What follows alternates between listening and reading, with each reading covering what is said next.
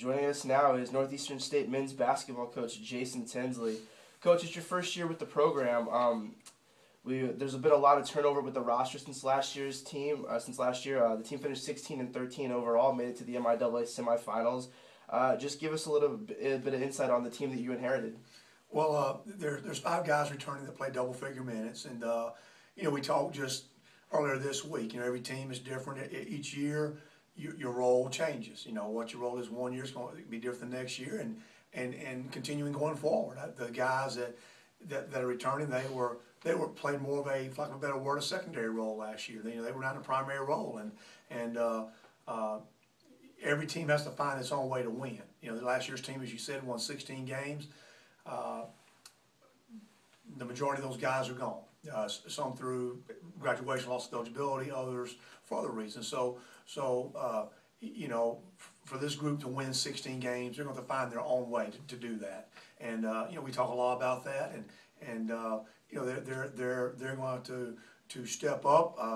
A big chunk of the scoring is gone. 66% of the scoring from last year is no longer here. So these guys, somebody is going to have to be the guy, our go-to guy, our guy that's able to score baskets for us, make big plays, make big shots down late. And so it's still early, and we still got a lot of practicing to do. It's a long ways, a lot of days to November the 14th. So we'll get it figured out.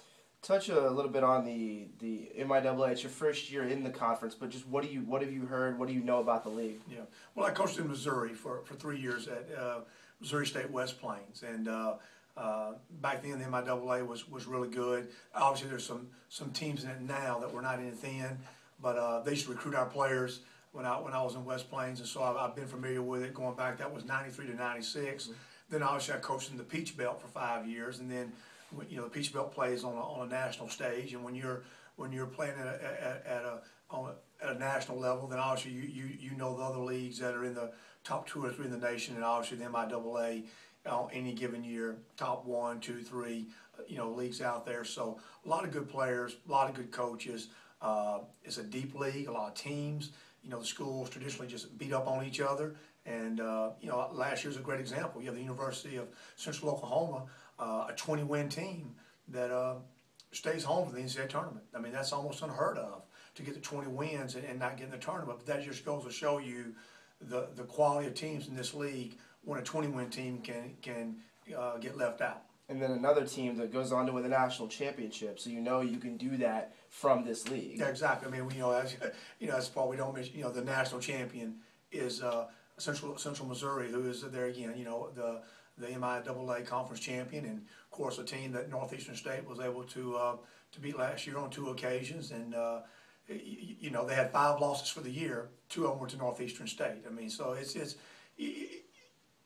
every day. This is kind of cliche of a coach. If you don't bring it every night, anybody can beat anybody on any given night. Well, that's as true as it can be, because Northeastern State finishes 9th in the league, but they beat your conference champion 2 times. I mean, so it's you gotta be prepared, and you gotta pick your guys at the right time. You gotta try to stay healthy as best you can with the grind of the season. But it's obviously a great league, a lot of good coaches, and it'll be fun to see how it all shakes out. Speaking of Central Missouri, the Mules, as you know, last week it was announced that Northeastern State will be nationally broadcast on CBS against Central Missouri on December 20th. Talk about the exposure that's going to give to the program, and how excited you are to get on national TV. Sure. I mean, it's from a program standpoint, from an institution standpoint, anytime you're able to play on national TV, you can't put a price tag on that. I mean, if you had to pay for those advertisement dollars, it would be astronomical. And this is a